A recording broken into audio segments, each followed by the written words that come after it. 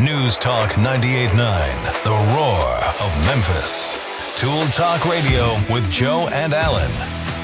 Welcome to Tool Talk Radio, coming to you from the Brown Refrigeration Studios. I'm Joe Thorderson with Thor's Hammer, Carpentry and Wood Turning. I'm Alan Gilbreth, darkhookmedia.com. And I'm Maximilian. And yes, the low-hanging fruit is to say May the 4th be with you. But instead, I want to wish you all a very happy, kind day. Kind day. But go ahead. But here's the thing. KIND is an acronym. It stands for Kids in Need of Diapers Day. Okay. Hey, but when you're in need, there's nothing funny about that, Alan. Let's just say I'm going to have to unpack it in a sec. Oh, gosh. Okay, so... All I got to say is when it says 6 to 8 pounds, it's not kidding. Okay, there you go. Kids in need of diaper. Okay, is this just an awareness of, hey, you need to change that diaper? Or are we talking like, there are diaper shortages for people, or what are we talking? It's the latter. Okay, well, I guess it's hard to joke about that, although we'll probably find a way. So we'll see. Right. We can keep the topic covered. Okay, kids in need of diapers. Okay, well, that's actually a noble a noble enterprise, but it's a pretty funny acronym there. So okay, well, that's on the table. It reminds me of the acronym FART, Fathers Against Rude Television. Yeah, can we say that on the air? I guess. Yes, we did. Okay, that's a pretty good one. He's the producer. He gets in trouble, not us. Yeah. Okay. So there you go. We'd love to hear how you're celebrating this great holiday. Maybe if you're a parent, you're unwittingly celebrating. Yeah, whether you want to or not. And also depends upon, I guess, never mind. It's not adults in need of diapers day. Okay. And it is May the 4th, as he said. Although that's really just a sales, May the 4th. They didn't do that when we were younger, Alan. I mean, when Star Wars first came out, they never said this whole May the 4th be with you, did they? This is just sort of a branding and just a way for Disney to get more of our money, I think. So no, May the 4th was way before Disney. Okay. May the 4th kind of came rolling in somewhere around the end of the third movie. Oh, okay. Well, that's movie ancient number enough. So whatever math it is, I'm going to go by actual chronological release and say movie number 3, Return of the Jedi. Return of the Jedi is when you're kind of May the 4th be with you, and we had goofy songs like "Would he give a Wookiee for Christmas if he didn't have a comb?" and that's when it kind of really hit the convention circuit. Okay, all right, sounds good. And then of course tomorrow, we got Cinco de Mayo, so it's a holiday rich weekend going on right now. Oh, yeah. So if you want to weigh in today, it's a great day to do it. You can call or text us at the Big M Roofing and Remodeling hotline at 901-683-0989. We also invite you to watch the show. You can check it out on the News Talk 98.9 The Roar's Facebook page and the News Talk 98.9 The Roar's X page. And we also invite you to go to the Tool Talk Radio Facebook page and check out the posts we've made over there. Well, Alan, later in the show, Jay was absent for a while, so he's kind of making up for his absence. So our good buddy Jay Hill with Big M Roofing and Remodeling is going to be in the house a little bit later. And I don't know if this is in honor of Jay or not, but it's sort of just I think this is a conversation he's going to be interested in. In our great moments in building history, I think what we've discussed yesterday in our show prep, Alan, was discussing not necessarily a single construction, but a building trend that is becoming more popular right now. And I think everybody's going to be hearing about it. So we thought, why not take this opportunity to discuss this, because I'm sure it's going to come up in our future conversations. Yeah, Max, I need you to find the music for Everything Old is New Again. Pretty much. Yeah, it's a new old it is a new old technique. And it's called the mass timber construction. Yes. And it's kind of what it sounds like. It's I don't know that it's completely replacing steel in massive constructions, but let's just say it's maybe a hybrid, or at least supplementing steel. And it's bringing wood to a bigger prominence in construction. And we're talking large construction. We're not talking tiny little things. We're talking 200,000 square feet warehouses. We're talking multi-story buildings. Absolutely. So, So we have that. We have Alan's Week in Review. We have a must-have item of the week. And Alan had an interesting discussion that he wanted to start later. You call this taking over mom's house, but really what this is about maintaining the home of an aging parent. Absolutely. I think that's something worth discussing. It's becoming a much bigger topic than I really Since I work in that world, I've always been aware of it.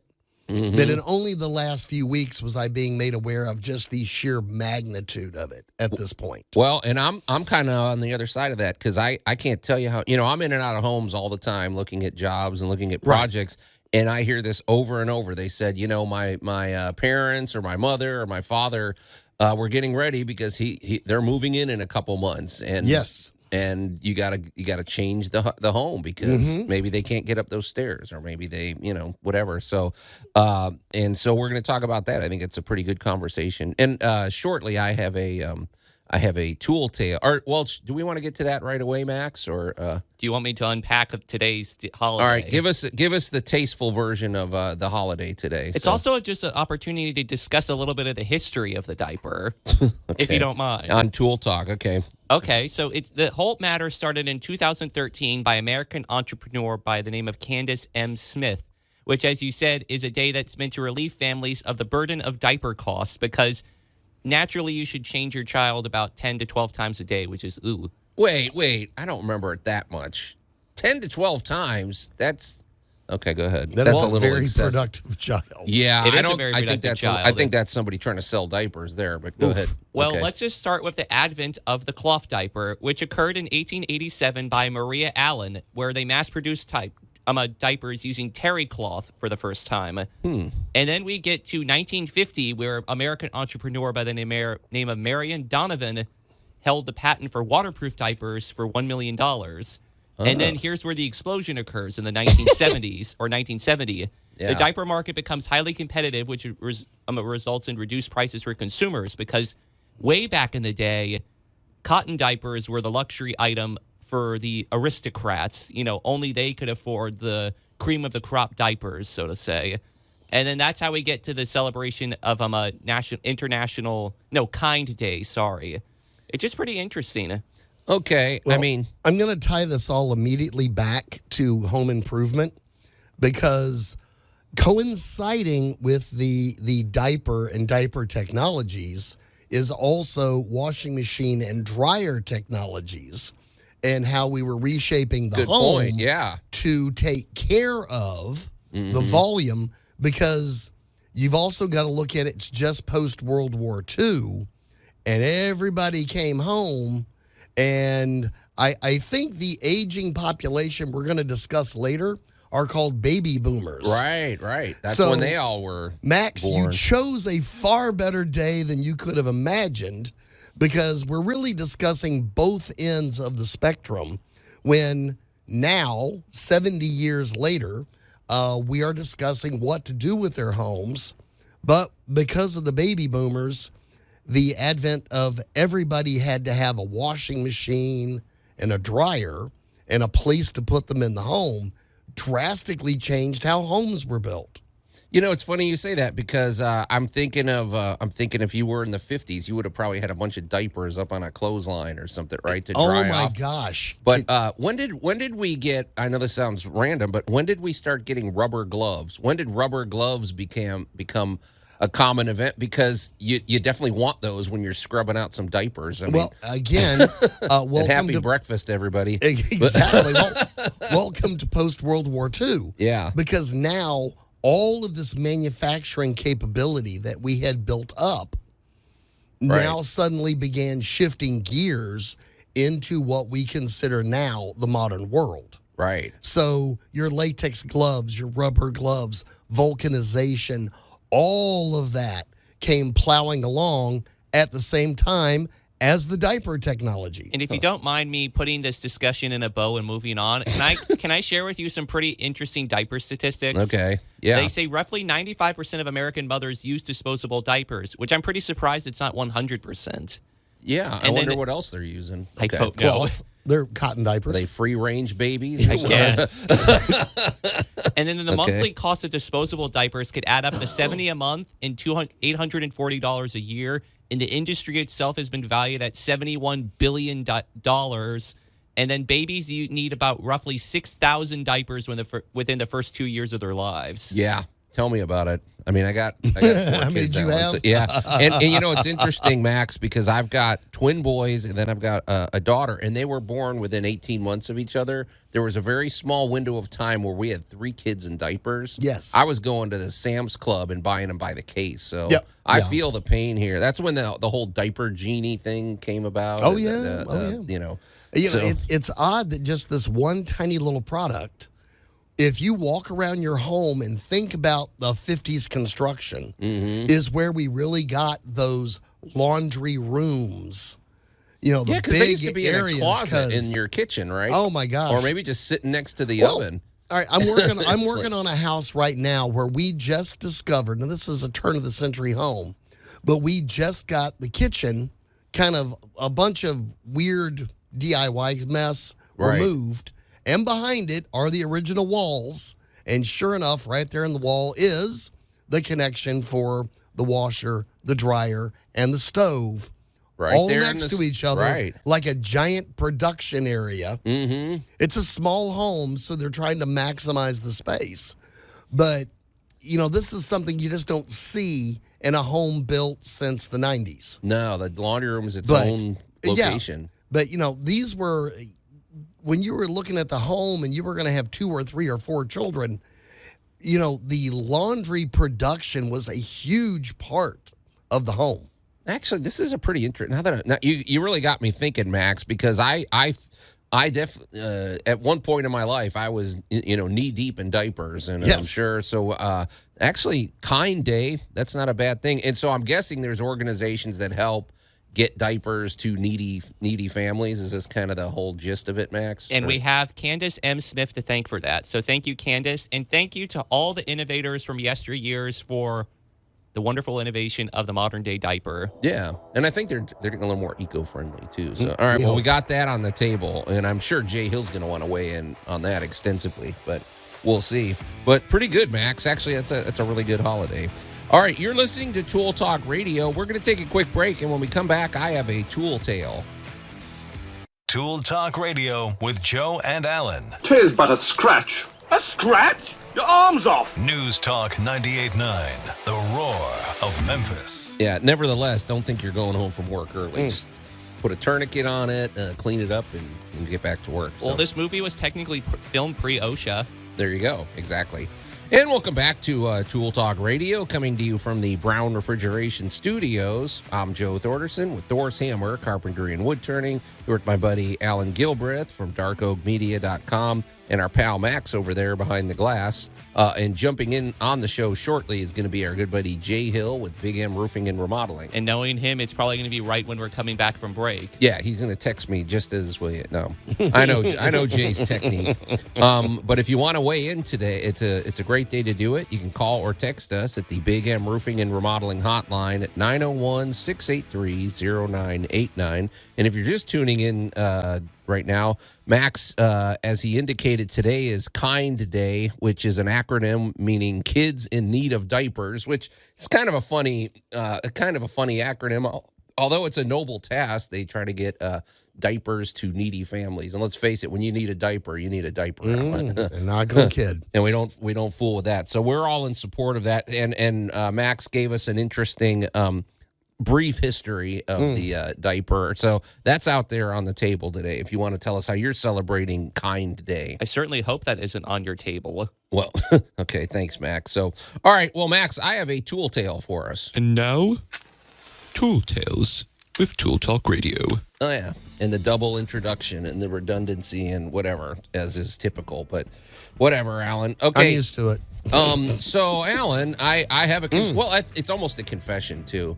As you probably, I'm sure this is true with you, but especially in the type of work I do when I'm framing a lot of things and building decks and whatever, as you can imagine, one of my main my main go-to saws is my miter saw. And if you don't know what a miter saw is, folks, you might have heard it. It's like a circular saw attached to an arm that swings down, and you put your wood on there, and it's usually just for cross-cutting. That's about it. You don't want to, rip. You can't really rip with a miter saw, but you do it if you want to chop a 2x4.5, if you want to chop a 2x6, or if you need an angle. If you need an angle, if There you we want a go. custom angle for trim work, you're doing a lot of chopping. Some people even call it a chop saw. Well, my confession is, Alan, that there was a little piece that broke on my miter saw, because I'm just gonna be honest, my miter saw is old. It's kind of up there in the age of old blue. Yes, I have used your miter saw. Yes, and there was a piece that the long and short of it is it was gonna make it more of a challenge the next time I had to change the saw blade. And I was really overdue for changing the saw blade. Okay. And I finally bit the bullet the other day and changed it. It took like 20 minutes because of this piece that broke. Anyway, I got the blade changed, and I was just reminded of what a joy it is to have a brand new blade in one of your circular saws. A table saw, a miter saw, a circular saw. And really, we say it all the time, a sharp blade is a safe blade. You want a sharp blade. And it was just, man, the difference is so noticeable, folks. And I mean, changing your blade is such an easy it's such an easy upgrade, you could say. It might cost you, and you can spend between 20 and maybe 50 or $60, but it's definitely worth it. But you definitely want to check to make sure that the blade you're putting in meets the type of work you're doing, because there's some with a lot of teeth, there's some with carbide tip, there's whatever. But what it got me thinking about, Alan, it's not just the fact that this new saw blade is such a joy to have on the saw. It's also, we sometimes talk about sharpening blades. I don't know how many people are sharpening their miter saw blade because it's just too much. I mean, usually I think that's just something you replace. However, what I wanted to roundtable with you is it's not just a dull blade that can slow it down or cause it to smoke or cause it to, drag. It could be a grimy blade. It could be, when you're cutting through a lot of pine or things like that I'm cutting, you're getting little bits of sap that are crystallizing on there because the blade gets hot. And I'm thinking of how gunked up some saw blades could get and how that could drag and everything. So I guess I wanted to talk about that. And maybe you don't need to sharpen the blade. Maybe you just need to clean the thing. Well, a lot depends on what you're doing, right, and understanding the materials you're working with. Because I'm going to go back about 3 years ago when we were having so many shortages. Oh, yeah. And again, I always tell everybody, if you want to know if you got a shortage coming up, watch the weather. Oh, you're talking about like when you get a hurricane, we're going to be short of plywood. When hurricane season comes up, I promise you, 3 to 4 months later, something's going to run out because, it's all been diverted to the area for recovery. Yep. And we were going through a stint here where, correct me if I was wrong, it was fencing. Fence boards. We couldn't find a fence board to save our lives, and 2x4s. And the whole lumber, during COVID, the whole lumber section was cleared out. I mean, I mean, just remember those two distinctly because the very next batch of fencing that I got, honestly, had to have had leaves within a week. Yeah, because I felt like there was a different honestly, quality. It had not aged. Right. Yeah. It was a different color. It was definitely heavier. Mm-hmm. It was definitely, when you picked it up on your fingers alone, I was getting stains. Right. And I was like, they didn't cure. This stuff and everything literally just came out of the woods. Yeah. And now it was easy to work with. Don't get me wrong, but we were having to stop about every 2 or 3 hours. Right. And spray along the edge of the blade and take a cloth, because you could actually see the brown streaks around each of the grab mounts on it, where you're actually just building up sap.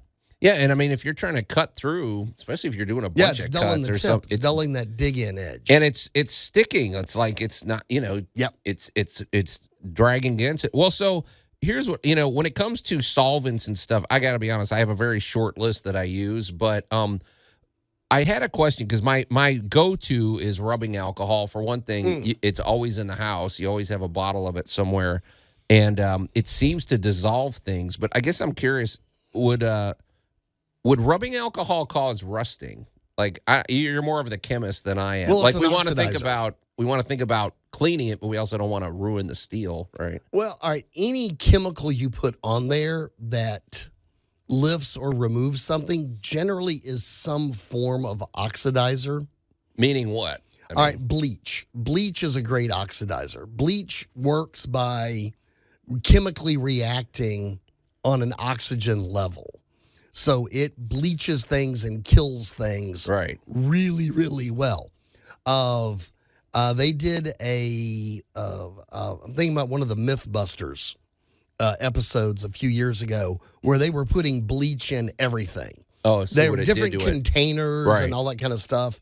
And if you put bleach in anything metal, oxidation began almost instantly.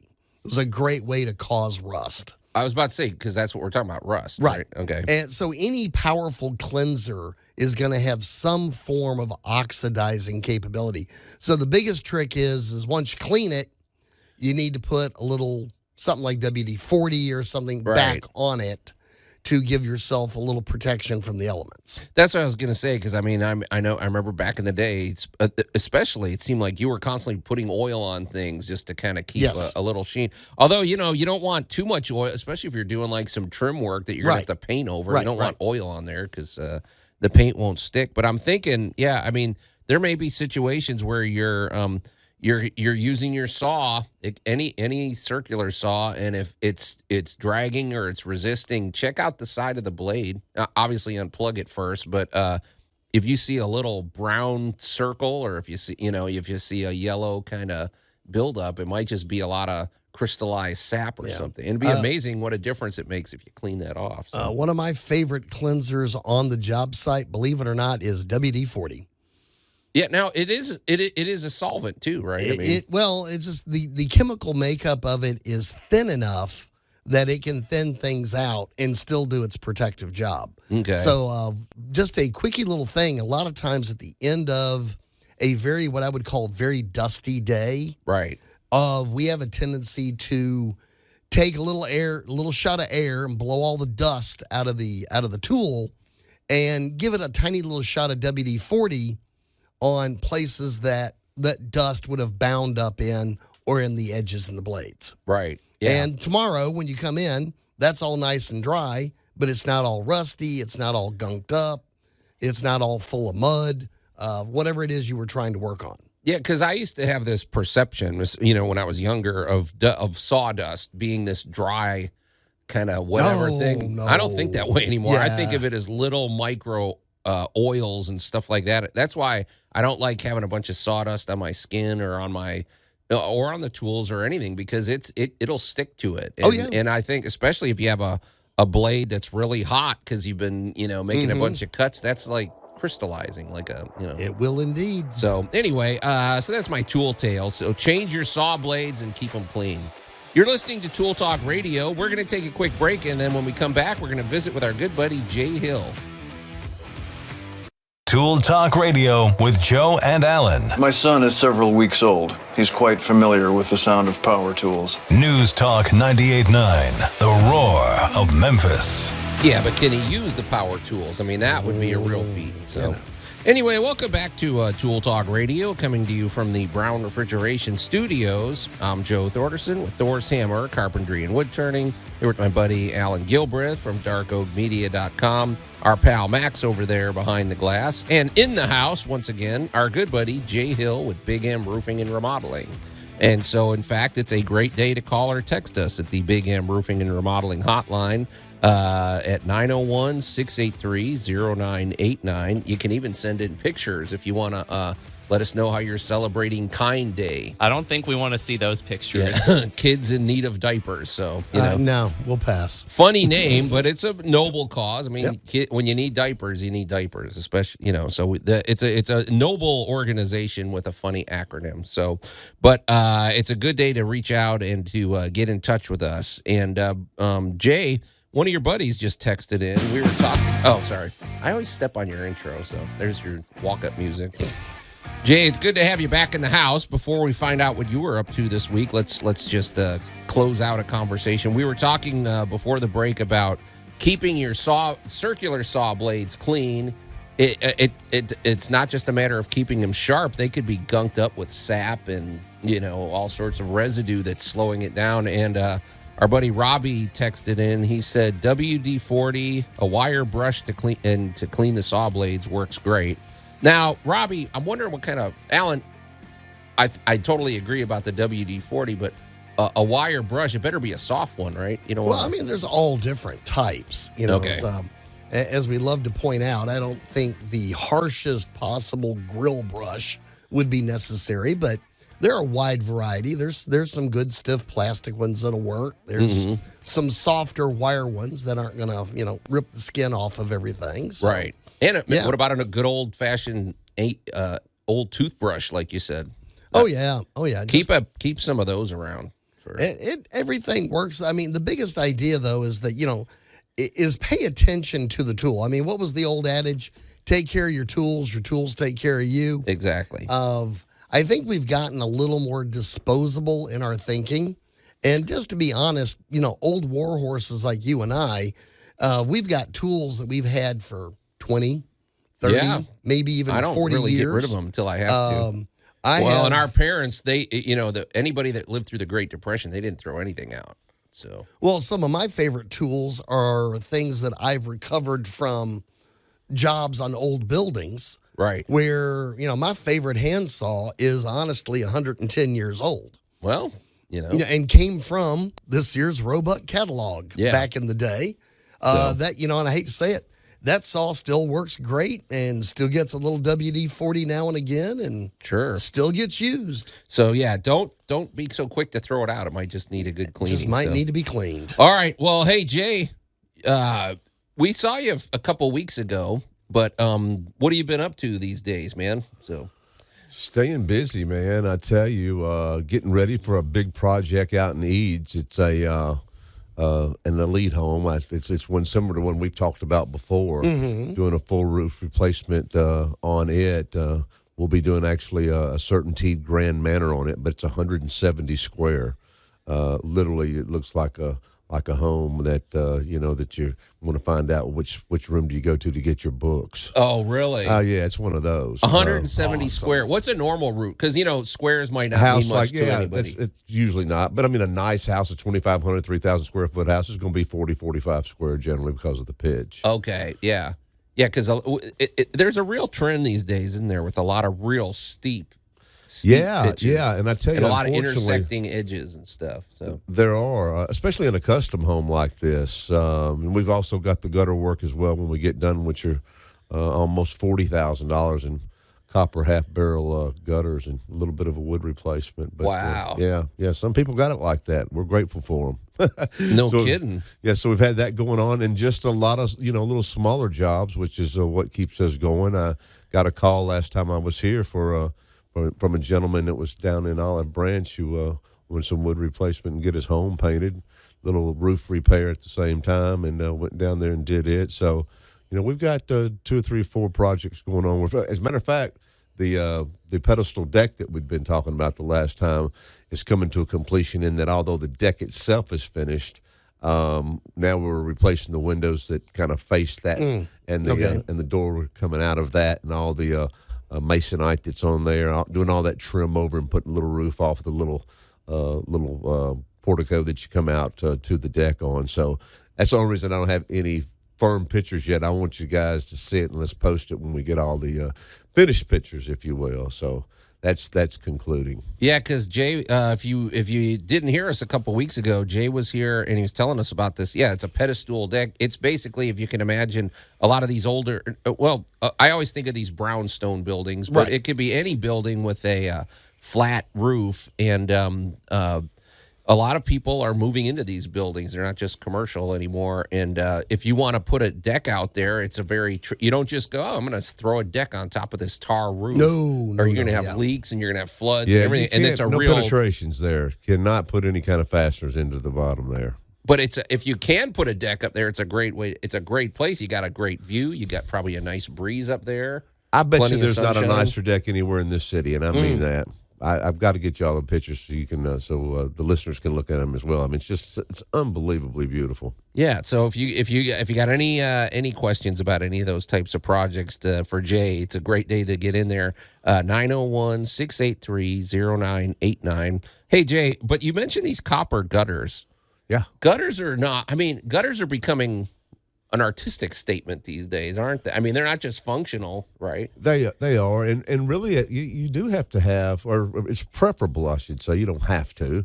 It's preferable to have the right style of gutters that goes with the type of home that you have. I mean, these homes that are in this neighborhood that I'm doing, if you will, there's only about 15 in, of course, a gated community. They're all French chateau kind of houses, which again, just putting a regular 5 or 6 inch box gutter on, it's just not going to look good. So yeah, your half barrels are really popular there.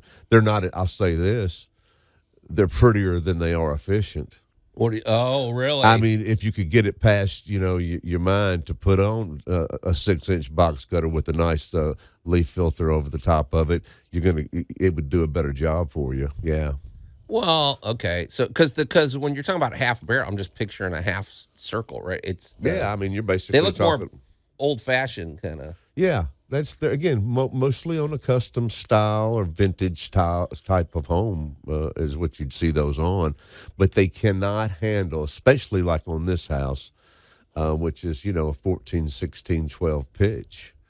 I mean, that's a lot of rainwater coming off of those pitches when it rains. So you want something that's got a big enough barrel to catch all of that stuff. Right. We were able to find, so we can fabricate these ourselves. So that we're going to make these bigger than we normally would. So this will be able to do so. But just your normal half barrels are not going to work very good for you at all. Yeah. Yeah, that's a good point. Again, this is a great time of year, especially a good day like today. It's a little overcast. You can go spend a little time outside. I am a huge advocate of go get you a chair and a beverage and sit down and watch up an area of your home. And what people forget is how much real estate you've really got up there that's basically catching rain and pouring it down. Well, that's a good point. When you start looking at the size of your roof and the pitch of your roof and any debris that is now up on your roof, these are big areas, especially when we get one of these nice little, and I'm not going to say massive storm, but we have a normal, everyday, regular rain. People kind of forget that is actually hundreds of gallons of water coming off of that area that's got to go somewhere. Yeah. And it's moving fast. I mean, if it's going down a 45-degree pitch or something. That's... And again, the bigger the ski slope, the faster the skier. Because it's, Joe and I get to go see these home shows and stuff all the time. Yeah. And we go see the new latest designs. And the last time I checked, Memphis just doesn't get that kind of snowfall. No. And I'm looking at some of these roofs and I'm going, mountain goats, ocean, we on the chalet that? Admittedly, we do get some snow and we do get some ice, but I know they're going for a certain aesthetic, but that definitely changes how you deal with water on that home. Yeah, and a lot of the reason that you're seeing these types of pitches on homes now is because, the footprint or your foundation of your home today is smaller than it used to be. Remember when we were coming up, there was a lot of ranch houses. A 2-story home was kind of unusual. Oh, yeah. Or it meant you were wealthy. But because of the cost of doing things anymore, you're basically able to save 30% or better just by, making that footprint a 2-story instead of a ranch-style home. But and having said that, what's really cool is that when you do have these, that's why these pitches are steep, by the way. That's what I was getting to. But that's why you really need drip edge on your outside rakes and eaves, and as far as your roof's concerned, because when that rain's coming down really quick like that water's collecting and it's overflowing the gutter reservoir, and then some of it's going in the front yard, and the rest of it's going back behind and rotting out your fascia board and soffit and stuff. Yeah, there's a real science and there's a real engineering that goes into it. You don't just nail up some gutters or something. So, hey, Jay, how do people get in touch with you if they want to reach out to you directly? Yeah, I'm at 901-484-5645. That's 901-484-5645. And then you can always go to the website there at bigmroofingandremodeling.com. All right, cool. And I know you've been up to a lot more than just gutters, so we're going to talk about that. And like we said, it's a great day for you to weigh in with your questions. You're listening to Tool Talk Radio. We're going to take a quick break, and we'll be right back. Tool Talk Radio with Joe and Allan. We have radon coming from below. We have asbestos in the ceilings. These are silent killers. You are the silent killer. News Talk 98.9, the roar of Memphis. Max, I thought there was an office theory that Toby might be the Scranton Strangler. Maybe he really is the silent killer. Nobody likes that guy. Anyway, welcome back to Tool Talk Radio, coming to you from the Brown Refrigeration Studios. Although, isn't it ironic? Because I heard he's actually one of the nicest people out there, like in real life. Yeah, the actor is great, but his character, he does a great job of, being a weasel. But, yeah, I mean, we can call this Office Talk Radio if you want to call in and, discuss that. No, let's not. Okay. I'm Joe Thorderson with Thor's Hammer. Just don't say we did. Right. Joe Thorderson with Thor's Hammer, Carpentry and Wood Turning, here with my buddy Alan Gilbreth from darkomedia.com, and our pal Max over there behind the glass, and our good buddy Jay Hill with Big M Roofing and Remodeling. So it's a perfect day to call us at the Big M, call or text us at the Big M Roofing and Remodeling hotline at 901-683-0989. And if you want to see what Jay looks like, he's on camera. You can check him out on the News Talk 98.9 The Roar's Facebook page or the News Talk 98.9 The Roar's X page. So, hey, Jay, I'm kind of curious because, we always talk about your roofing work. Well, you're all about the exterior protection of your home and, roofing, gutters, siding, windows. We also showcase the fact that, Alan and I, basically, we have a new roof on our home because of your expertise with insurance. Basically, you're a former insurance agent, and you helped us navigate the whole process of getting a new roof replaced, and it was mostly covered by our homeowners insurance. You saved me a lot of money, man. And we have a beautiful roof that people are always commenting on. And I guess I'm wondering, what do your consultations look like? I mean, because people, it's a free consultation if they want to call you. And I guess I'm always wondering about, what does that actually look like? Like, what sort of questions are you getting? What are people's emotions when they call you? Because, I mean, let's face it, it's important. It's a big decision. Yeah, typically when someone calls, I'm always asking them, just as soon as we start the conversation, of how'd they hear about me? And then you'd be amazed at how many times that, number one, it's a referral. And number two, they heard us on the show. Oh, okay. Or again, a referral from a previous customer, somebody that's still.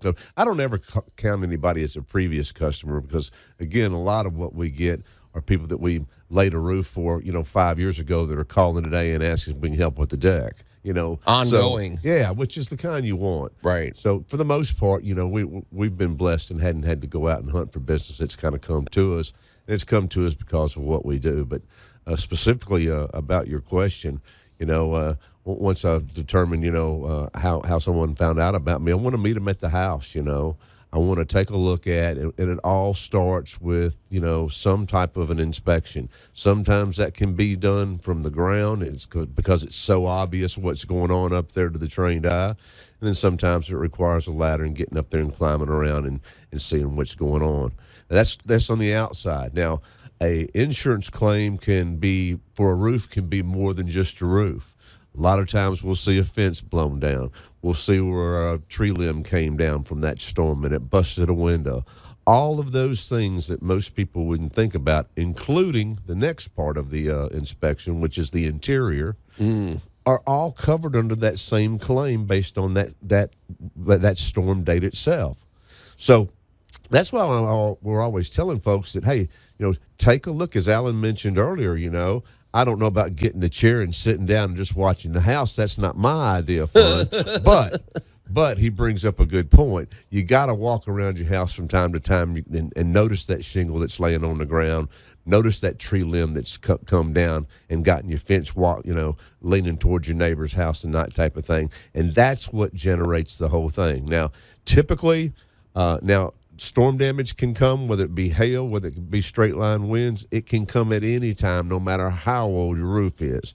You can have damage like that on a 5-year-old roof. But typically in the Mid-South, anywhere in the 13, 14-year range and forward is when you're going to start seeing those tabs loosen up a little bit and some of the adhesives that bond the shingle above and below together to the rest of them. That's when you're going to see that. So they're more susceptible to wind damage because wind can find its way underneath that weak seam, and then you can either lose that shingle, you can lose what's called a tooth, which is basically one of the tabs of an architectural shingle, or it can just create a crease where it'll never lay down again. So if you get wind-driven rain, it'll actually go down on your deck, and that's what's creating those stains that are on the interior of your home. So once we determine, that there is some damage there, we're going to start talking about your insurance company. They're all different, man. Every one of them are different. So knowing that protocol for all those companies is what's really, really important here. There are some that pay extremely well. There are some you have to arm wrestle with, and there's some in between. And the ones that used to do good 5 years ago might not be so hot today, and vice versa. Insurance companies are as wishy-washy as you can imagine. I mean, that's just what they do. But knowing what that protocol is and knowing what you're entitled to from the provisions of your policy is what we do best. So it takes a phone call, get out and do an inspection, tell you whether or not you've got a way to go, and this is what's important.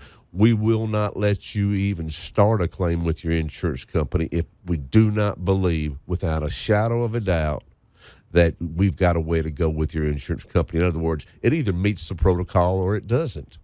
So a lot of companies out there, we see this a lot, where we're coming in and we're the second or third person, for instance, to meet a homeowner that's called us, and it comes out in the conversation that, well, we've already called in a claim twice and they're still saying no. Well, why? Well, probably shouldn't have, based on the damage that you have right now. Now the water's muddied, so to speak. So that makes it more complicated. Well, yeah, because if you've called in an insurance claim to a couple of different times, and the agents, the adjusters come out, that damage has got to have been fixed before they're even going to consider any new damage. I can't count something, even if it's 4 or 5 shingles from 6 months ago, if it's not fixed, if it was on the previous claim.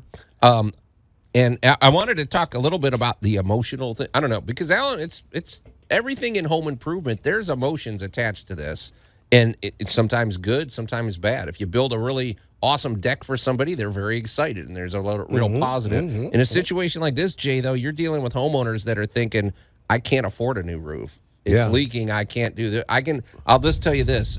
Early in our career, when we first, early in our friendship, Jay, when we first met you and we had you come out to our house, my emotions were, there's no way, if I have to pay for an entire roof, it's not in my budget. Yeah. And my wife and I are out there. There's a little bit of anxiety. You're like, I don't know. You had your, you came out and you brought somebody along with you that was up on the roof, and he started circling these areas with chalk. Like, he had a little chalk, and then he would have yellow and pink, and and I'm like, what does that mean? He goes, well, this, and you were pointing out stuff that I didn't even notice. Like, and I'm in home improvement, and I didn't notice this, and you're saying, well, that's caused from a wind incident. That one over there is caused by a such and such ice dam and things like that. And you were pointing out all these things, and suddenly by the end of the meeting, my wife and I were so excited. We're like, wow. This is actually, we're getting a roof, and it's in our budget. And I'm so glad you brought that up, because, that is a big part of what we do. There is a lot of anxiety. Yeah. Because at the end of the day, you as a homeowner are like, whether this does get done by insurance or whether it doesn't, we've got a problem here. It's got to be took care of one way or another. I sure hope Jay is able to show us a way we can navigate through this thing. And so when that does happen and you get that kind of windfall there, that found money, as we'll call it, I mean, it's time to go get a strawberry shortcake, with extra whipped cream on it. I mean, because that can be anywhere from $5,000 to $100,000 a lot of times. This last one I'm telling you in Eads, this claim was $184,000 we got done. Right. Now these are people that don't need the money as much as we do. But I'm just saying. Nobody wants to waste that. So, all right. No. So, Jay, one more time. How do people get in touch with you if they want to talk things over? We're at 901-484-5645, and then at bigmroofingandremodeling.com. Okay, cool. So it's always fun having Jay in the house. We're gonna talk more about that, but we also have other items on the table, including our great moments in building history and finding out what Allan did this week, which is always that's always a treat. I guess I don't know. There's going to be quite a bit, So, but it's a big week. Yeah. Anyway, but oh shoot, we're a minute early. Never mind. Jay, I misread Max's hand signal. So, but it's not just the roof. Obviously, there's other parts of the home that get damaged, and it's tree. I'm just thinking of how many trees we've got here in the Mid-South, and I'll tell you something real funny about that. You mentioned that. I know we've got just a little bit of time, but I'm pointing that out to my customer. And I'm asking those questions. I'm like, when did this happen? Well, it was about the time that the shingles started falling out, and then we kind of go through that process of triage, if you will. There you go. All right. Well, we're going to continue the triage when we come back here on Tool Talk Radio.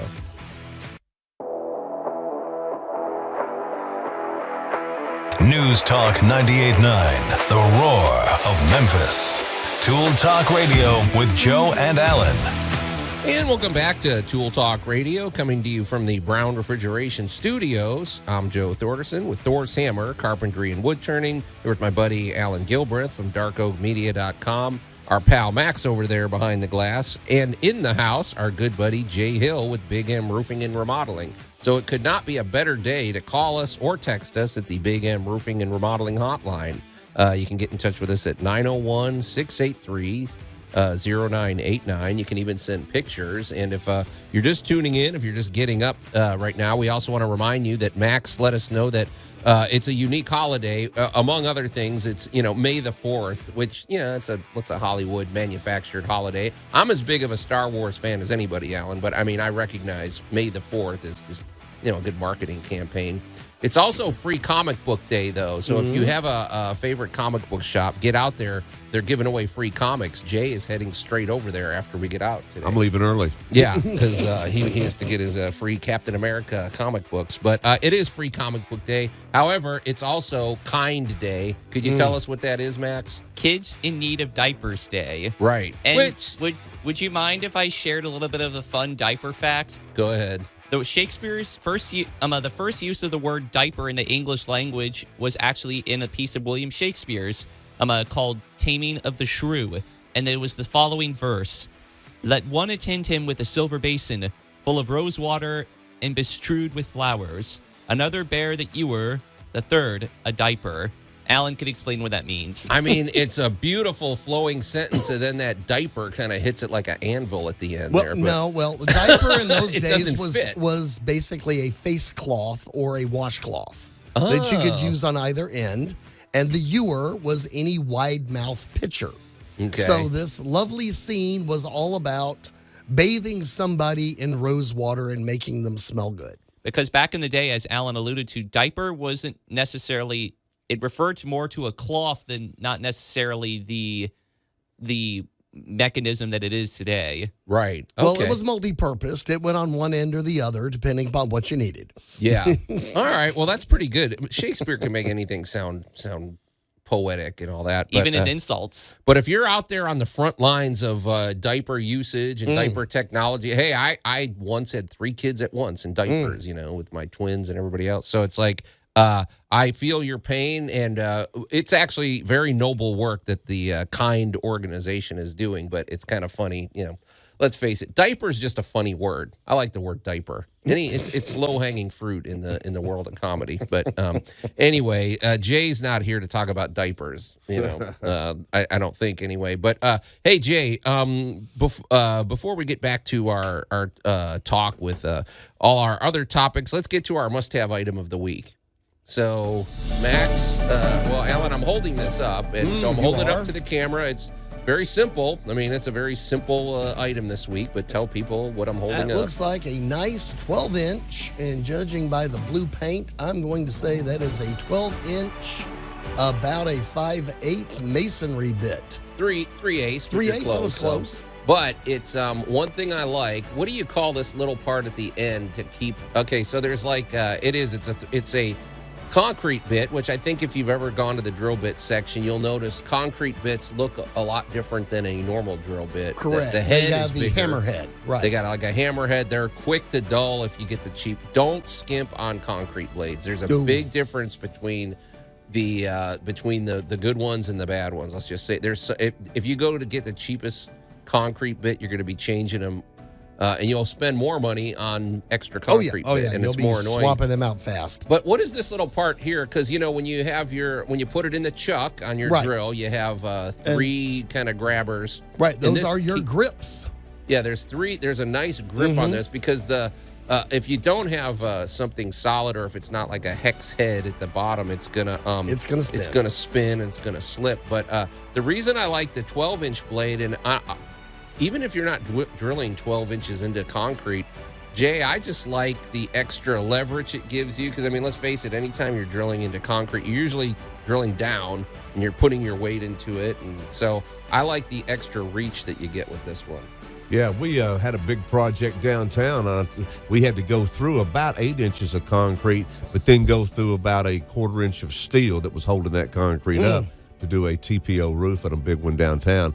And I'm telling you what, we went through 150 probably drill bits just on a 150 square roof. Oh, yeah. Well, because this bit's not going through steel. So, yeah, I guess you probably had to drill through the concrete and change bits. There's actually a bit, I don't even remember what it's called, but there was a bit that had the capability of doing both of those. And I think it was the steel aspect of it that would, in other words, the steel bit in itself is stronger than the concrete bit. Right. Okay. But it's a simple one, and it's definitely worth keeping in your arsenal because it's a little extra to get the 12-inch bit over the 6-inch, but I just feel like you get more leverage. It's a better cut, and it's a good way to go. So the 12-inch concrete bit is our must-have item of the week. All right. All right. Well, let's shift gears, Max. Hit it, man. And now, great moments in building history.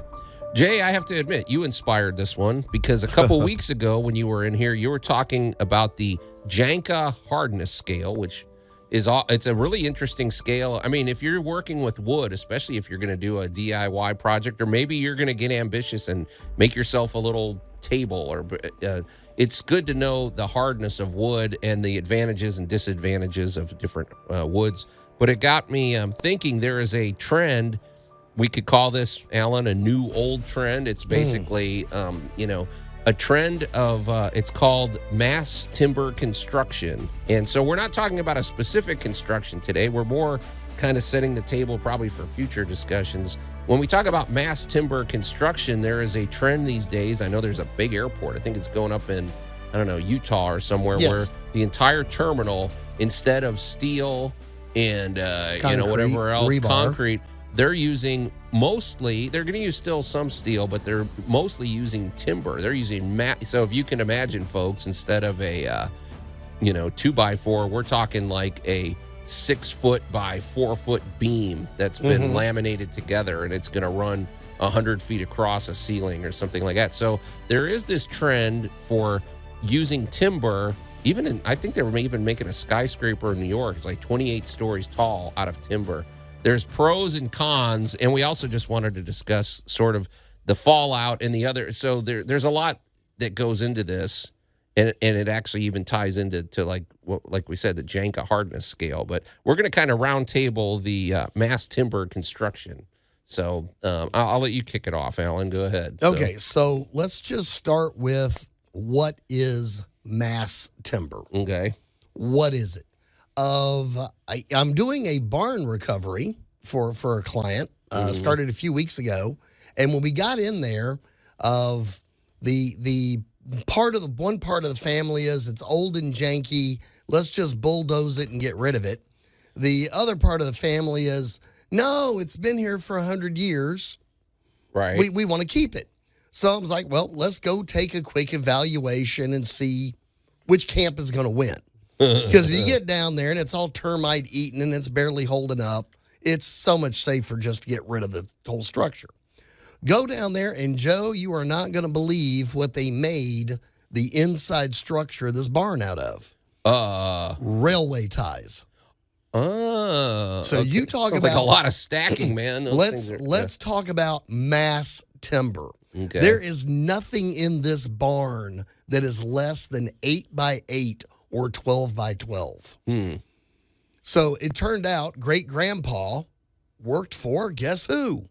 The railway. Did he work for, or did he rob the? Well, he worked for and was able to buy, at they call the factory discount. Yeah. And he had structures on his property. So instead of using a 4x4 or whatever, he went and got lengths of literally railway timbers. Okay, so he wasn't working with a 6-foot beam. He might have had one before they chopped it up into small. Exactly. He was getting whatever lengths he needed, but these babies are all full mass timber. So when you brought the topic up, that barn leapt to my mind immediately, in the fact that this barn has been standing there. Now, it needs cosmetic repair. The thinner woods and stuff need to be updated or repaired. But the actual structure of this building is 100% as intact as the day he dusted his hands off and said, let's move a chicken into the barn for the first time. Okay. So this thing was truly massive in its construction. And this is the new version of that old idea. So now we're going in and we have, Joe, how many times have you sistered up a couple of 2x4s? Right. Yeah, you butt them together. That kind of thing. Yeah. That is when we're talking about mass timber. So we're talking about, instead of making a big steel box 10x10, what we're going to do is we're going to go cross-laminate timbers together and cut it into a 10x10 and give it a nice lamination coating on it. Yeah, it's very much about glue strength, and also you got to fireproof these to a degree. There's got to be a certain coating there's going to be chemicals added to it. It's not just going to be raw wood. Right. You're not just cutting a log and sticking it up there. So, Jay brought up earlier a cutting block. Well, it's made out of very hard woods, but your really decorative ones are made out of 3 or 4 different kinds. Yeah. Because it looks amazing. Because you can mix and match and do what you want. Now, Joe, you and I deal with plywood all the time. So does Jay. Yeah. Why is it plywood? Yeah. Because it's layers upon layers, all aimed different directions, plied together. Now, picture doing that in cross-laminated, and instead of it being 3/4 of an inch, imagine 10 inches of that. Yeah, I mean, part of the development of mass timber construction is the fact that we have better cutting tools, we have better gluing, we have better chemical, to fireproof. It's easier to do, So think about the days of the Chris Craft boat. Yes, steel came around because it was cheaper. Yeah. That's the truth of that matter. So there's a lot to unpack. And there's a lot to think about, and it's not just a simple one-size-fits-all with mass timber either. So we're going to unpack the conversation when we come back here on Tool Talk Radio. Here's my caffeine. Tool Talk Radio with Joe and Allan. Sorry about the mess. I've really let the place go since you killed me. By the way, thanks for that. Sarcasm self-test complete. News Talk 98.9, the roar of Memphis. Yeah, AI does not forget, and they don't forgive, Allan. And welcome back. That's what we're talking about, right?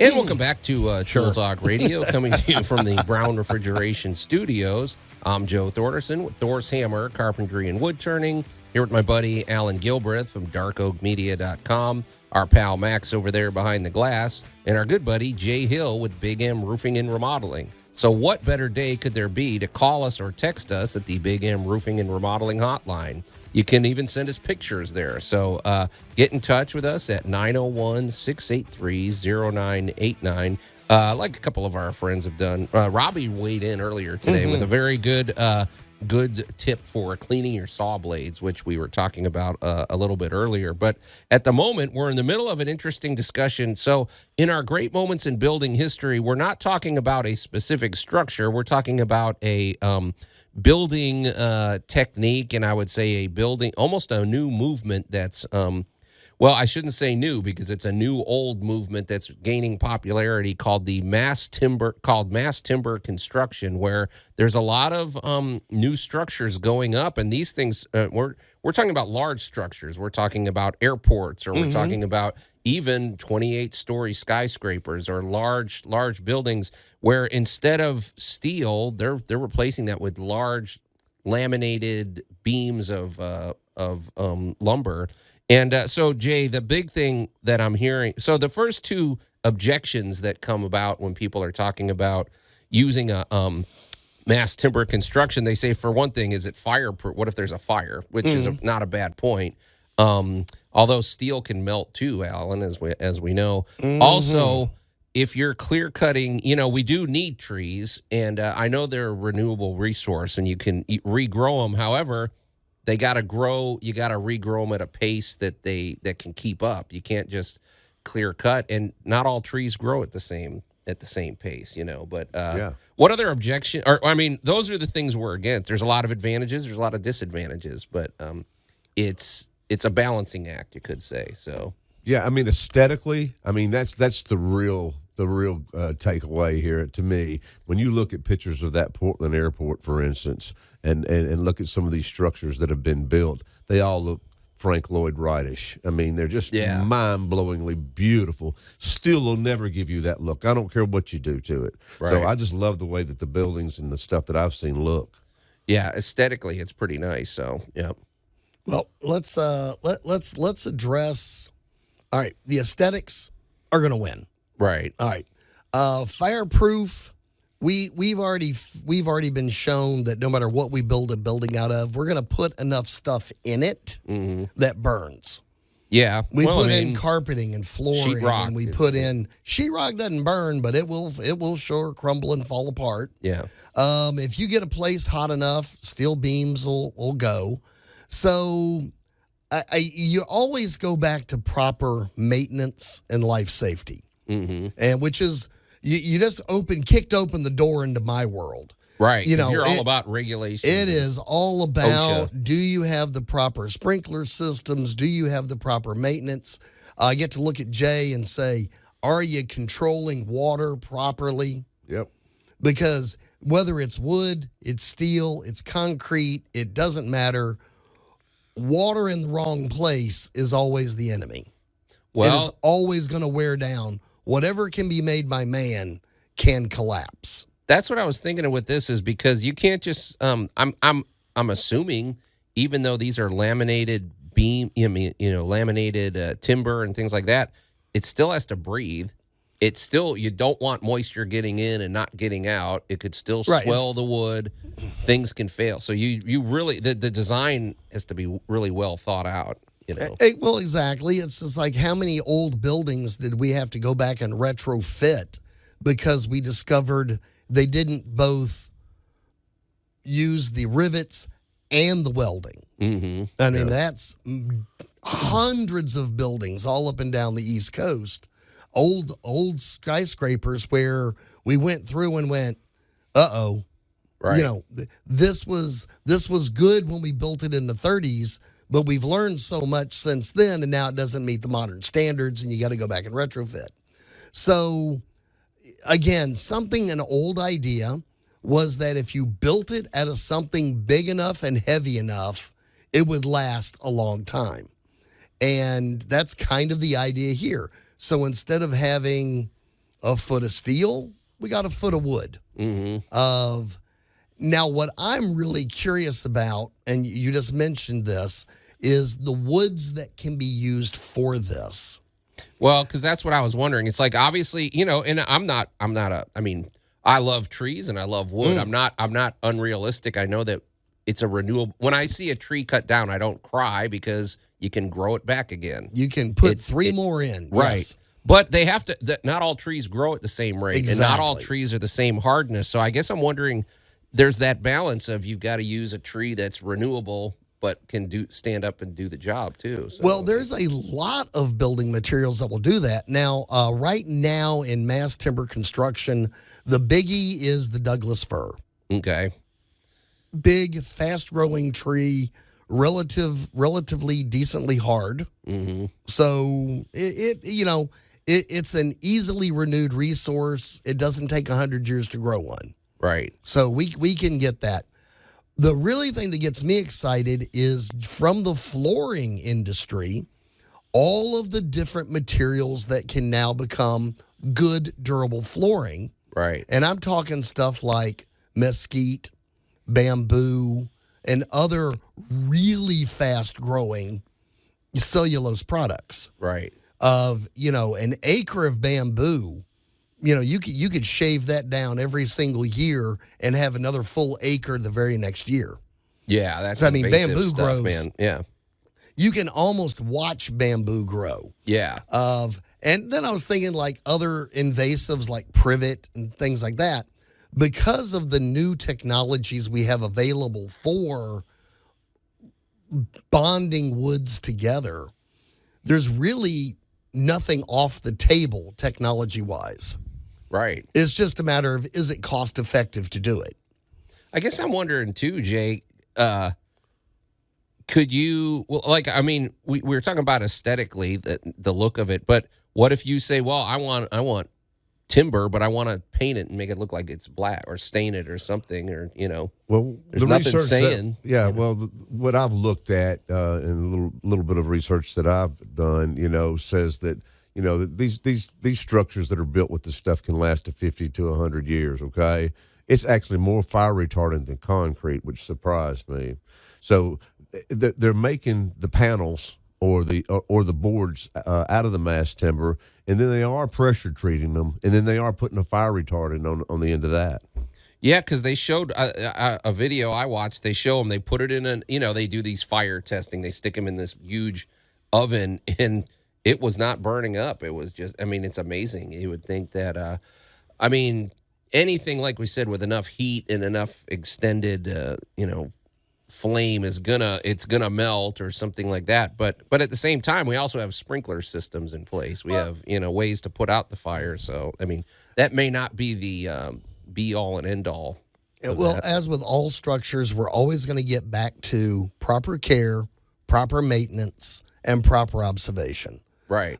So if you're building an airport and you want to go with all mass timber construction, there are going to be the protocols that need to be in place to make sure you're maintaining your structure properly. Yeah. And that's every commercial building on the planet. But all these codes are just local codes, really mainly out west right now, because that's the only place that's doing it. Right. Oregon and Idaho and places like that. We have no code for anything like that, I don't believe, here. Yeah, but we will. Because the thing is, somebody will look at it, and as you're building it, and as a business owner, if you're going to spend, I don't know how much an airport costs these days, but I imagine a few hundreds of millions of dollars. Right. $2 billion for that Portland. $2 billion. Yeah. I cannot imagine that you are now going to skimp on the fire alarm system or a detection system or your maintenance to maintain a $2 billion structure. Yeah. So, again, you always kind of go back to, and I'll bring this all the way back to your everyday homeowner, is that water management, and proper maintenance of your property will save you, in the case of Portland, billions of dollars in the future. Well, we're going to definitely be paying attention to this because it's not going anywhere. And it's cool, but it's got to be done right. So what really is kind of scary about it, and you just got to hope, I guess, at the end of the day, in terms of the clearing of these trees and stuff like this. But I shared this with you guys not too long ago that I was old enough to remember when people were blaming paper bags for the destruction of trees and plastic bags were the solution. Yep. Oh, good point. Yeah. So we gotta, let's get it right on this one at the front end. So, all right, mass timber construction. The conversation's not going anywhere, but we are. We're going to take a quick break, and we'll be right back. Tool Talk Radio with Joe and Allan. Gonna paint your wagon, gonna paint it fine. Gonna use oil-based paint, cause the wood is pine. News Talk 98.9, the roar of Memphis. I gotta play that every now and then because I know how much it triggers Joe. Yeah, that may sound like an innocent, goofy little gem from The Simpsons, but it's actually very triggering to me. Yeah, he was about to come out of the chair, I noticed. Just because it's pine, you don't have to use oil-based. As a matter of fact, I would say latex might be a more appropriate covering. Although the sap will bleed through it's without poetic license. Let it go, Joe. Let it go. These guys. And it was from the Wild West. It's a cartoon. It's a know. cartoon, man. All right. Well, now I'm fired up. But anyway, welcome back to Tool Talk Radio, coming to you from the Brown Refrigeration Studios. I'm Joe Thorderson with Thor's Hammer, Carpentry and Wood Turning, here with my buddy Alan Gilbreth from darkoakmedia.com, the triggering Max behind the glass, and our good buddy Jay Hill with Big M Roofing and Remodeling. It's a great day to reach us on the Big M Roofing and Remodeling hotline. You can call or text us or even send us pictures. If you want to send us a picture of how you're celebrating Kind Day, which is Kids in Need of Diapers Day, we would love to hear from you. So send those to 901-683-0989. And it is a great cause. We wholeheartedly support the Kind enterprise, but let's face it, diapers are just funny. I mean, we can't help but dump all our support on them. Exactly. Thanks, Max. So go for the low-hanging puns. All right. So anyway, hey, before we get back to our conversation, we want to take a minute to talk about our good buddy Larry Brown with Brown Refrigeration, because Jay, we are all about working with quality sponsors. I like to give you grief and I tease you a lot, Jay, but we deal with quality people like you and like Larry Brown with Brown Refrigeration. I think what stands out with Brown Refrigeration to me and to Big M Roofing is the business culture that's been created over there, and that starts from the top down. Brown Refrigeration, I mean, there is fewer things more important on the inside of your home than your HVAC system. I really don't know what is more important. It regulates the temperature. It regulates the air quality, especially here in the Mid-South. Man, there's days it feels like the jungle in here with the humidity and everything, Alan. And it's very fertile here, and things.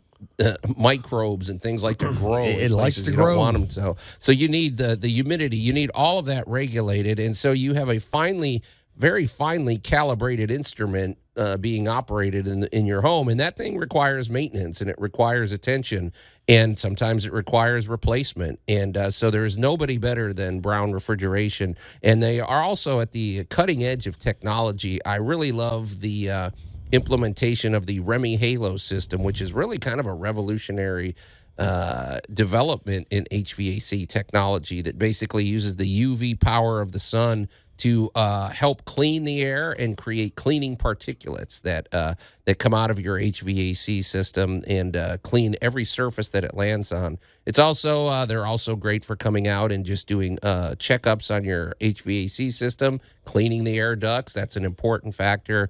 And they answer their phones. They've got a great business culture. They have great financing. There's just a all-around great operation. We love Larry Brown and the whole team over there at Brown Refrigeration. So you can reach them any day of the week at 901-362-1881 or go to their website, brownref.com. Hey, Jay. So we were talking about gutters. We were talking about roofing today, and because whenever we have you in, but do you ever get in a? I find that in my contracting work, sometimes you get on these trends where you have projects one after the other that maybe they're a little outside the norm or something like that. This this that pedestal tile deck, roof was that that you what? just did. Yeah, but that's are you? one.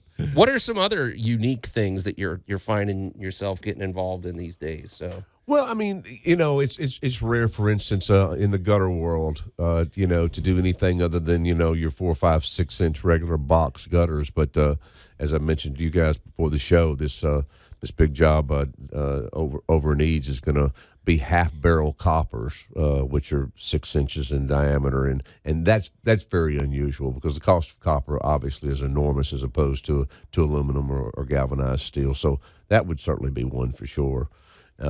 Is copper going to turn green as it ages? The patina will come, and that's what really people buy it for. Yeah. And it's going to take 4 or 5 years to get it going that way, but no matter what it is, whether we're replacing a dormer because we've replaced your roof, a dormer cap, or whether it's the flashing that's going up the sidewalls of your home, eventually the copper will turn in the gutters as well. But that's what people really like about it, is that patina of old copper. Yeah, it makes it different, and it looks a little old world and a little. And you said the half barrel. I don't know, folks, if next time you go look at a gutter, a lot of times the more I would call them cookie cutter design, it's that fluted kind of just regular old rectangle downspout that it clicks into place, and then the other sort of standard gutter. But these are they're really more artistic. They're very. But you said they don't. Gutters require thought, right, Jay? I mean, you might get a really good-looking gutter, but it's got to be suitable because, I mean, it's got to handle that water. And the downspouts have to be, and you have to make sure they're not running into your foundation and eroding that, right? I mean, there's a lot of thought that goes into gutters. Yeah, a lot of this is, I mean, it's just like anything. I mean, there's a right, shingle color for your house. I've got 50 different colors of shingles, but really only 2 of those are going to work for your home. Yeah. Okay? Yep. I can show you all of them if you want to. Try not to let you do nothing that you're going to regret at the end of the day, and that's happened. I make you sign off on those when you're doing business with me. When you just shouldn't pick that way. But why would a color matter? Because that's important. I know why, but I'm just curious. Why would a color matter? You'll ruin the resale of your home. Absolutely. If you're going to stay there, don't care, right? Then I guess that'd be okay. But I've seen some orange roofs on, the little sample might look good, but when you put it in a big space. Yeah, again, you're trying to contrast between your brick or your siding and your trim. You don't want a direct match. You want a contrast, just like when you buy a car. If you have a light exterior, you're going to have a dark interior, and vice versa. But, very rarely does it make sense to have a white exterior and a white interior. Yeah. It's just too much white. Monotone. Yeah. Yeah. I agree. So it starts to get sterile. I made that statement because of the contrast as you were talking about gutters. It depends on the style of your home, the pitch of your roof facets. All of those things make all the difference in the world. I had a little house over here in East Memphis, $250,000 home. Nothing great about that, but the house that was built in the 50s. So we painted the brick. We flipped it basically. Okay, painted the brick, put new windows in it, and when we put the gutters up, actually used half rounds on it too with round downspouts, and it absolutely made the house pop. Now it doesn't look like a 1958 built house. It's funny what a difference it makes too. So, and have you ever gone where and especially like you said in East Memphis, because in East Memphis, folks, if you're not from Memphis, you could find homes that are 80 years old or homes that were built 5 years ago. And it's always interesting to me, Jay, when you drive by a house and you at first glance can't tell how old that house is. And that's sometimes because they updated everything, Yeah. I mean, typically though, if you know the town or any town, because you know where you are, right. And certainly what goes on in a big kind of way from summer to Poplar, if you will, and the flyover back to probably Graham. There's a lot of people who have just bought property, leveled that old house, and built new one there. So you do see a lot of that out here. Yep. But pretty interesting stuff. So, I mean, like we said, Jay's dealing with more than just roofing. I mean, it's the entire exterior, not only protection, but the decorative elements of that, too. And it's, it's nice, Jay, too, because when we talk about these consultations, you can also warn people off from making that decorative mistake, because let's face it, I mean, absolutely. That's why I encourage folks to give us a call. Give us a call and let us take a look at your roof, for instance. Let's see what's going on up there, man. Doesn't cost you anything to find out. The worst that'll happen is you'll know exactly where you stand on your roof situation. But if you need any exterior stuff, whether it be painting, wood replacement, deck, window replacement, gutters, vinyl siding, we do as well. Anything for the exterior of your home, give us a call at 901-484-5645, and we'll take a look at it for you. Okay. So there we go. Like we said, we got Jay in the house a little longer. So if you want to weigh in or get some more questions, or you can call Jay anytime. I mean, let's just say it. Jay, that's your cell phone number. So people, they can reach you and call him, like we said, call him at inappropriate times. That's what I always recommend. Middle of the big game. Middle of the big game. So, hey, Allan, we teased this at the beginning of the show, and let's just introduce this before, and we can unpack it shortly. But you were talking about maintaining the home of an aging parent, or maybe you're taking. There's a lot of things, and I see that all the time. My parents are going to be moving in here. We have to change the stair rail here. We have to do whatever. Yep. There's a lot of things to think about, right? I mean, well, we had a friend of mine on the show a couple of years ago, and it was the reverse issue in the fact that she had a daughter and a grandchild move back in. So, here Stuff you like had spent all those years getting the house ready to be grown-ups, and now here comes a rambunctious 3-year-old. With all of the changes. And a big thing we're seeing now are homes blending the generations. And there's a lot to consider when we start moving in with each other again across these generational lines. There's a bunch of things. I mean, it's not only decorative, there's safe. You're going to talk about security. There's a lot of functionality and safety issues. Countertops change. Things change. There's a lot of things that we just don't think about that suddenly you do have to think about. Hey, what do you put under the sink? Where do you store the storage? Where do you put the cleaning supplies? Where do you put the, everything? Where's the microwave? All of these things now have to be considered. Absolutely. So we're going to consider those when we come back here on Tool Talk Radio. Tool Talk Radio with Joe and Allan. Now, this is the forklift. You need a license to operate this machine. That means the upstairs office workers can't drive it. Quiz, Mike, should you drive the forklift? I can and I have. No. News Talk 98.9, the roar of Memphis. That's right. Don't ask permission, just ask for forgiveness. So that's my philosophy. And welcome back to Tool Talk Radio, coming to you from the Brown Refrigeration Studios. I'm Joe Thorderson with Thor's Hammer, Carpentry and Wood Turning, here with my buddy Allan Gilbreth from darkoakmedia.com, our pal Max over there behind the glass, and our good buddy Jay Hill with Big M Roofing and Remodeling. There's just enough time to give us a quick text or a call at the Big M Roofing and Remodeling hotline at 901-683-0989. I should say, I believe I'm correct in saying this, Max, that if maybe you're listening to this show off hours or something, they can leave a voice message 24 hours a day there, right? And I mean, I would just rather they text the text line. Okay, so send us a message and it'll get stored and we'll get to it next week if Max chooses to bookmark it and everything. But it's better to do it during the show, but let's face it, some people listen after the fact. So we are around the world, Joe. We are podcast on the wonderful podcast system by YouTube. And we have listeners, honestly, from Finland to Japan. Absolutely. So, and Jay, we always ask you, because we want to clarify, if somebody's listening in Finland or Japan, what is the radius of Big M Roofing and Remodeling? Like, how far will you go, to we check go out to Finland, but not to Japan. Okay. It's too far. Okay. Once you cross that timeline. No, it's a great question. I'm glad you asked that. I'm glad you asked it. Think about a 30-mile radius, if you will, around Memphis. I mean, we're going to go to West Memphis. Maybe actually, we've done some work in Blytheville before, quite a bit of work, as a matter of fact.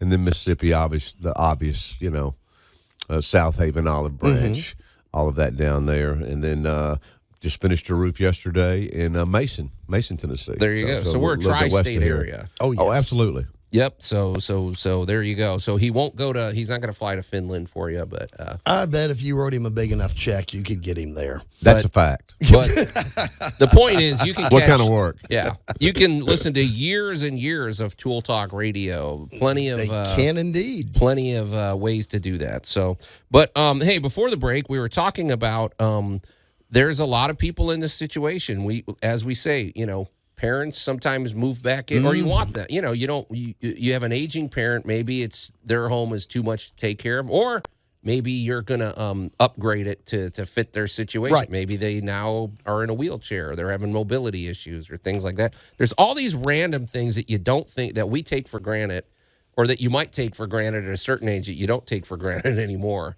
I'm thinking of walk-in bathtubs. There's also walk-in bathtubs. That's so many number things. one is the bathroom, isn't it? Yeah. Well, the bathroom and the kitchen, the two major functions of your home. We've been picking on diapers all day, and laundry. Sure. Being able to do laundry as, times have changed, dramatic, absolutely dramatic, of what kind of washer and dryer do they have? Where do they have to do the work? Mm-hmm. That is the kick side of this is you may have a device to do the work, but where's the spot where the human can finish it up? The washer washed them, the dryer dried them. Now you got to fold them and put them away. Right. So what have you done to facilitate staying in your home? I would say too, yeah. If you've got, let's suppose maybe you're going to be moving your aging parent in with you, or maybe you just want to upgrade their home because you're anticipating. One thing I see a lot, it's door width. How wide is the door? Which direction does the door swing? You may have to change the direction the door swings. Also, door handles. A handle is much easier to open, I would think, for somebody with arthritis than a knob. Right? Exactly. There's all sorts of. Well, and the other thing is you get to go through and find and figure out, do the locking mechanisms even still line up? Doors shift, yeah. Well, I mean, buildings settle, things shift. You've had 50, 60, maybe 80 years of humidity, weather, the windows open, the windows not open. In your house alone, Joe, your house was pre-built before you got central air. Oh, yeah. No kidding. Big changes. How do you cool or heat an area of your home that you maybe haven't been using in a while? Yeah, good point. One trend I've seen recently is mom and dad still have the big old ranch house Jay was talking about earlier. And that's good. Perhaps it's easier for you to move into there with them. Right. Than them to move in with you, with your stairs and your carport and your elevated up and down. Maybe it's a lot easier to go back over to the big flat area. But again, now can we reach it? Can we get into the cabinets? Can we even reach the pot and pans? So there's a lot of measuring and a lot of and I'm going to advocate, if you don't walk on a cane, get one and see if you can reach something while you're holding on to it. Oh, good point. Yeah, it's always a big surprise to people. It's kind of like, hey, I can't even get back there to those cabinets anymore. You're correct. You can't. I was going to say that it sounds like that all of this, if not a lot of it's certainly predicated on what is the mobility, of the parent, because I know my other half's great aunt, lived to be 102 and lived over in a high-rise over across from White Station and drove till she was 100. Right. Now, that's not, pretty rare, I would suppose. But awesome. But, then you could be on a walker, though. You could be in a wheelchair. So, all those things have to factor in, right? Well, the biggest thing I ran into recently was of gait. How you walk is going to change as you age. So I hate to tell you this, but all those fabulous Oriental rugs you got everywhere. Oh, yeah. Those are becoming death traps. Yeah. Right. It might be time for all the carpet to go. Yeah. It might be time to enjoy those hardwood floors again. It might be of time to rearrange the furniture so you can actually walk through the house in an unobstructed way. Right. Because when you were 12, you climbed and leapt over everything in the house anyway. Well, now that you're not 12, now that you have got to change your lifestyle, that gigantic coffee table just might not be what you need anymore. The other thing, too, though, sometimes you can, if we're being honest, this is going to be a temporary situation in some cases. This might be in many cases, 3-year situation. Well, you don't necessarily want to retrofit everything in your house because I'm thinking more permanent changes like a walk-in bathtub. That's a bigger commitment. Right. However, they make some really cool, more or less walk-in showers where there is no lift. Yes. It could be a big glass enclosure. It's aesthetically cool. It looks nice, and it functions in a way where you can get in there easy. You could even get in there on a chair. And could be a big selling point. And it's a selling later point, right. That, hey, this thing is already, it's an ADA shower. However, hey, it's a big, comfy shower. I mean, I'm looking at the three of us going, none of us is below 5'11", and none of us is below a certain size. But none of us ain't too far away from getting some of this stuff done in our houses either. And when you're a big person, having the ample room in a shower is a huge selling point. Oh yeah. But there's a lot of ways to do this in a way that it's decorative, and you wouldn't even know that it's ADA compliant. It looks stylish. And it just looks fabulous. A lot of kitchen changes that may need to be looked at. And I'm advocating this, whether you're moving in or not or whatever. Every 10 years, you really seriously need to go through your home and really evaluate your lifestyle. Because things that you did when you had 3-year-olds. Yeah. It always changes. That was, that was all about the diapers and clothes and that. Well, now you got teenagers. That is all about food production. Yeah. Now, 10 years from now. Insurance bills. You get, 10 years from now, you're looking at the empty nest. Yeah. Now, 10 years after that, you're back into grandchildren.